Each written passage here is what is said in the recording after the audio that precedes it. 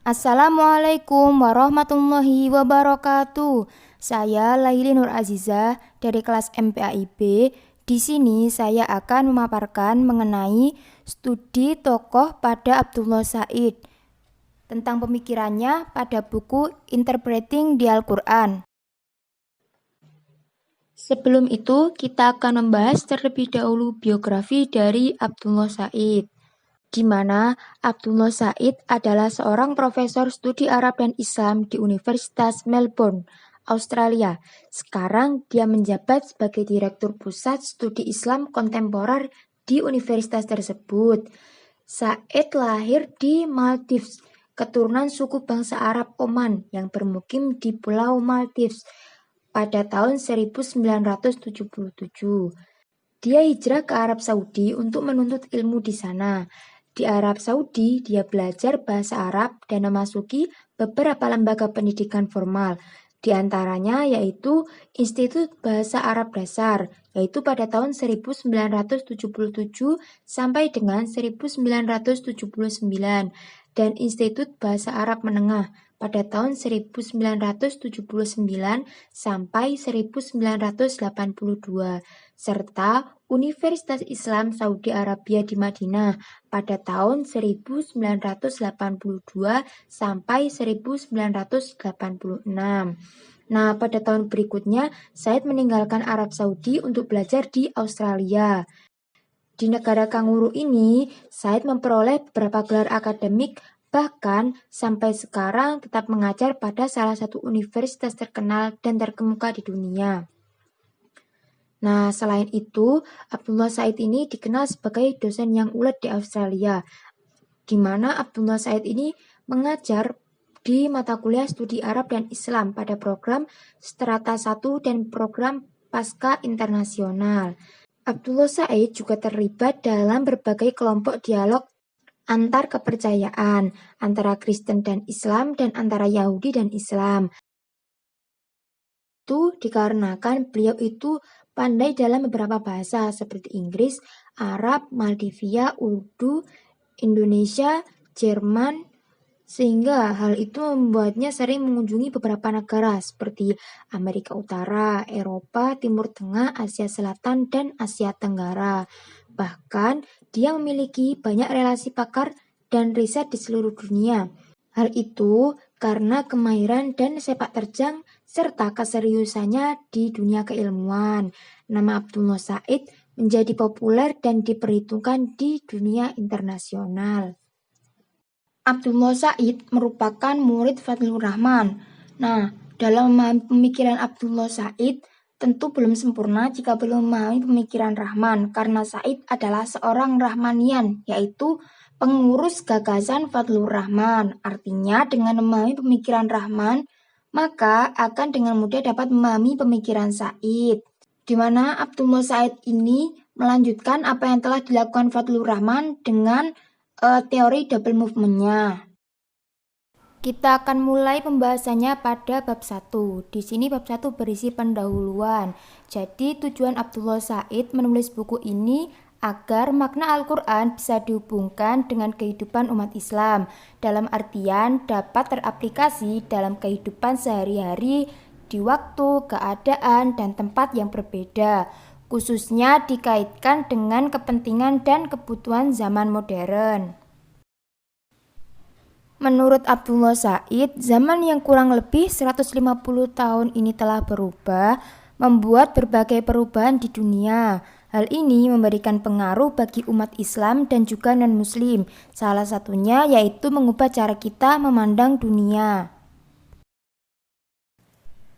Abdullah Said mengungkapkan perlunya pemikiran ulang pada interpretasi ayat-ayat Al-Quran, karena menurut beliau, banyak interpretasi yang difungsikan sebagai hukum pada periode pramodern, di mana hal itu sudah tidak lagi dapat dianggap berjalan pada masa ini, kecuali oleh sejumlah kecil umat Islam. Untuk itu, Abdullah Said mengungkapkan bahwa di kalangan umat Islam, ada 3 pendekatan besar yang mungkin diidentifikasi dalam kaitannya dengan interpretasi ayat-ayat pada periode modern. Yang pertama tekstualis, yang kedua semi-tekstualis, dan yang ketiga kontekstualis.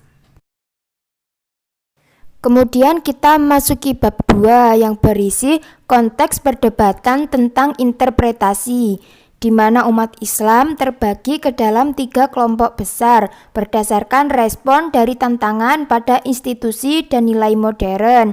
Yang pertama, golongan yang berpikir tidak perlu mengubah tradisi.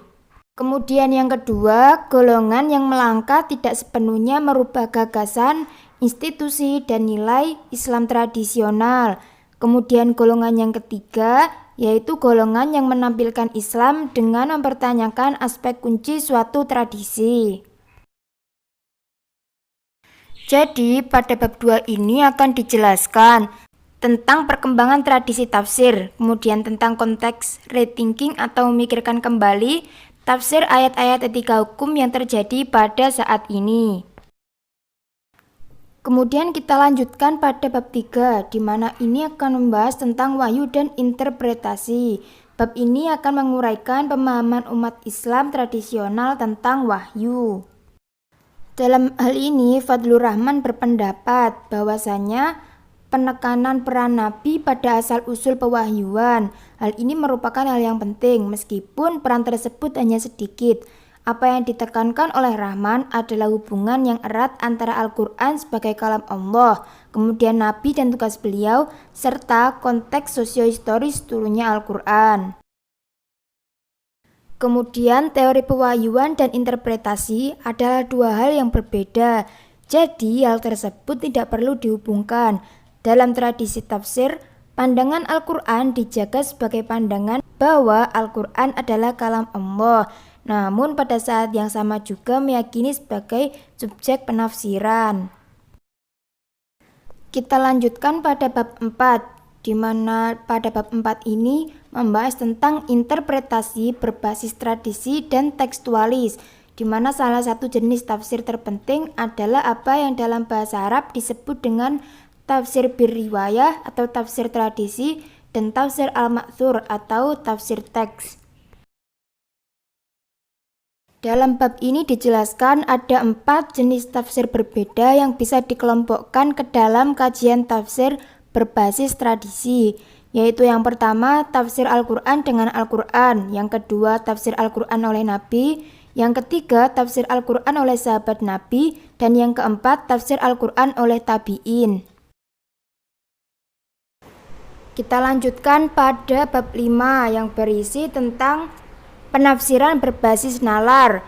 Menurut Ibnu Manzur, tafsir berarti menyingkap yang tertutup, sedangkan takwil berarti kembali ke asal sesuatu. Takwil dan tafsir seringkali digunakan sebagai sinonim untuk menunjuk suatu makna. Abu Ubaid salah satu yang setuju bahwa takwil dan tafsir merupakan sinonim. Tafsir diasosiasikan dengan riwayah, yaitu berupa narasi, tradisi, dan teks. Sedangkan takwil dihubungkan dengan dirayah atau pemahaman, nalar, dan pendapat.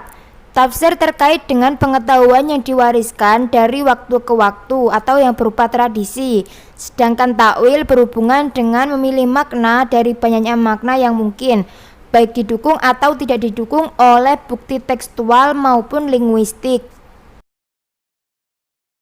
Kita lanjut pada bab 6 yang berisi fleksibilitas dalam membaca teks, di mana dalam Al-Quran diberikan fleksibilitas dalam membaca. Hal itu bisa dijadikan sebagai indikasi dukungan terhadap fleksibilitas dalam menafsirkan Al-Quran. Dalam bab ini dijelaskan bahwasanya Al-Quran diturunkan dalam 7 ahruf. Secara umum ini mengacu pada 7 dialek bangsa Arab yang ada pada zaman Nabi. Tetapi ada pendapat lain bahwa 7 ahruf berarti 7 bacaan qiraat yang dianggap otoritatif dan valid. Pada bab 7 ini berisi tentang naskh dan reinterpretasi, di mana naskh merupakan salah satu gagasan yang paling relevan seputar aturan-aturan yang ditetapkan dalam Al-Quran karena menghubungkan kalam Allah dengan kaum beriman. Menurut Abdullah Said, NASA memberikan dasar yang sangat kuat bagi penafsiran ulang beberapa ayat Al-Quran, khususnya pada wilayah ayat etika hukum. Hal itu untuk menciptakan hubungan baik antara Al-Quran dengan kebutuhan muslim dewasa ini. Memasuki bab 8 berisi tentang makna teks sebagai sebuah taksiran, di mana penggolongan teks Al-Quran juga dianggap penting bagi kaum kontekstualis. Dalam hal ini, ayat Al-Quran dibagi menjadi 4 golongan berdasarkan derajat perkiraan atau taksiran maknanya. Yang pertama yaitu teks yang membicarakan tentang yang goib atau ayat teologis. Sedangkan yang kedua, teks yang berorientasi historis atau ayat-ayat kisah. Dan yang ketiga yaitu perumpamaan atau ayat ma'thal. Dan yang keempat, teks yang berorientasi pada praktis. Kemudian kita memasuki bab 9 yang membahas tentang pengakuan atas kompleksitas makna. Di sini makna merupakan salah satu wilayah yang paling banyak diperdebatkan. Hal itu karena begitu luasnya. Untuk itu mustahil merangkum perdebatan tersebut. Beberapa teori makna dikelompokkan menjadi teori referensial, teori semantik, teori ideasional, dan teori fungsional. Kemudian memasuki bab 10 membahas tentang konteks sosiohistoris dan interpretasi, di mana dalam bab ini pembahasannya meliputi penekanan konteks sosiohistoris Al-Quran dalam penafsiran. Konteks sosiohistoris dianggap sangat penting untuk menjadikan ayat-ayat etika hukum menjadi bermakna serta relevan untuk kehidupan muslim kontemporer. Dalam konteks ini tersedia landasan yang berguna untuk memahami hubungan antara aturan yang terkandung dalam ayat etika hukum. Di sini Muhammad Al-Ghazali, salah satu seorang ahli tafsir, mempercayai bahwa umat Islam telah menggeser perhatian mereka dari merefleksikan kitab suci menjadi melantunkan serta memperindah bacaan dan fokus pada mekanisme atau cara baca Al-Quran. Fokus ini menurut Al-Ghazali telah menggiring kegiatan membaca Al-Quran hanya memiliki tujuan mencari barokah. Hal ini bertolak belakang dengan perintah Al-Quran untuk merenungkan dan memahami isinya. Al-Ghazali yakin bahwa kita harus menekankan pada perenungan dan pemahaman Al-Quran, yang mana hal itu dapat dilakukan dengan upaya menggabungkan masa lalu dengan masa kini. Konteks sosiohistoris Al-Quran pada periode Islam awal tidak bisa diabaikan. Untuk mendapatkan pemahaman dalam konteks ini, seseorang membutuhkan pengetahuan akan kehidupan Nabi secara detail yang meliputi iklim sosial, ekonomi, politik, hukum, norma, kebiasaan, institusi, serta nilai yang berlaku di wilayah tersebut.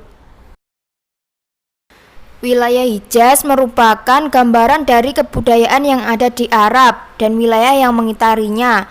Kebudayaan Hijaz banyak mendapatkan pengaruh dari kebudayaan sekitarnya, mulai dari Mediterania yang termasuk Yahudi dan Kristen sampai Arab Selatan.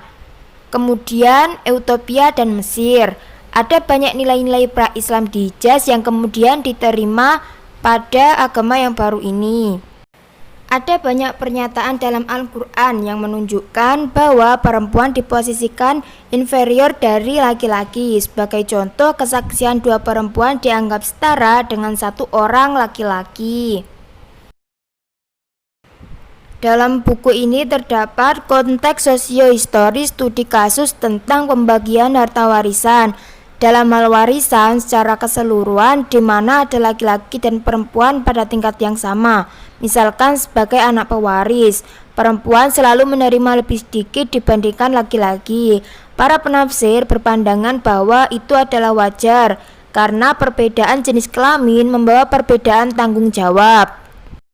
Menurut Said, mempertahankan penafsiran semacam ini berarti tidak berusaha untuk menghubungkan perlakuan diferensial ini dengan konteks sosiohistoris saat ini yang telah berubah.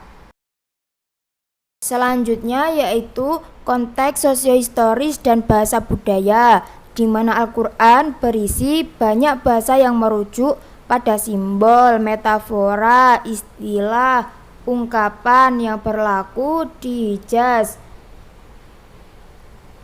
Bahkan dalam menggambarkan surga, Al-Quran menggunakan bahasa yang terkait dengan budaya setempat dan imajinasi yang umum bagi penghuni padang pasir, yakni sungai yang mengalir, buah, pohon, dan kebun.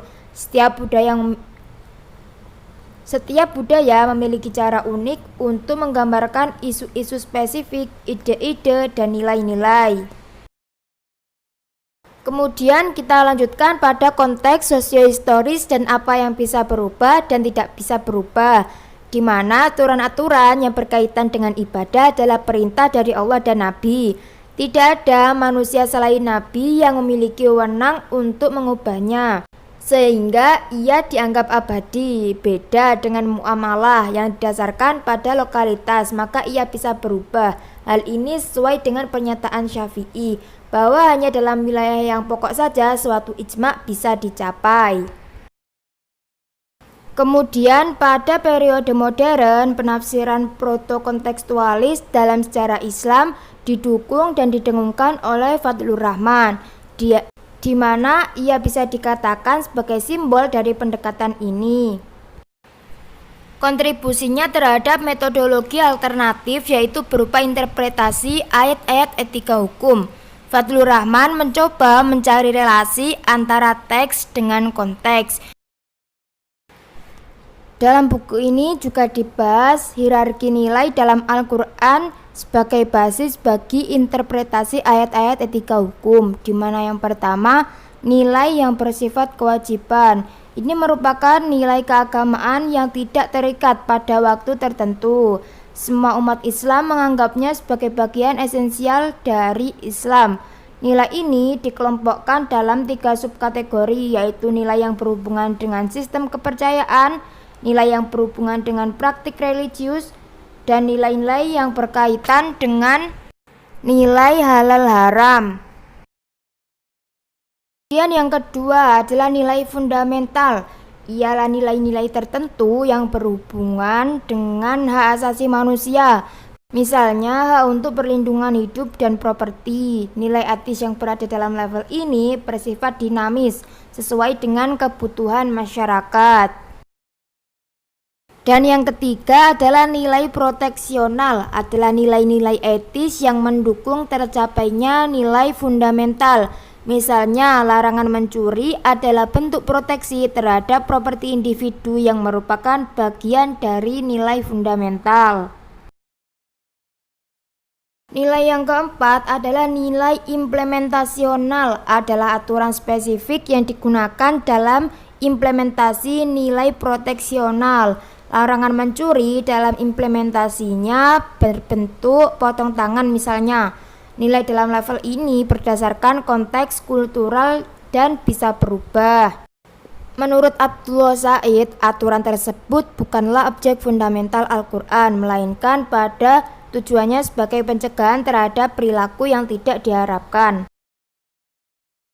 Yang kelima yaitu nilai instruksional. Nilai-nilai etis yang terdapat dalam Al-Quran dihubungkan dengan permasalahan tertentu pada masa pewahyuan. Ayat Al-Quran yang berada dalam level ini sangat banyak dan variatif. Misalnya, instruksi poligami, instruksi menjadikan pria sebagai penjaga perempuan, kemudian instruksi untuk tidak menjadikan non-muslim sebagai teman, di mana relevansi nilai etis yang berada dalam level ini seringkali dipertanyakan dalam kehidupan kontemporer. Kemudian pada bab 12 yaitu penutup. Dalam bab ini diterangkan ada 3 pendekatan dalam memandang tradisi, yaitu yang pertama, posisi kaum tradisionalis yang menyatakan tidak perlu mempertanyakan kesinambungan atau kelanjutan tradisi yang telah ada dan harus diterima begitu saja.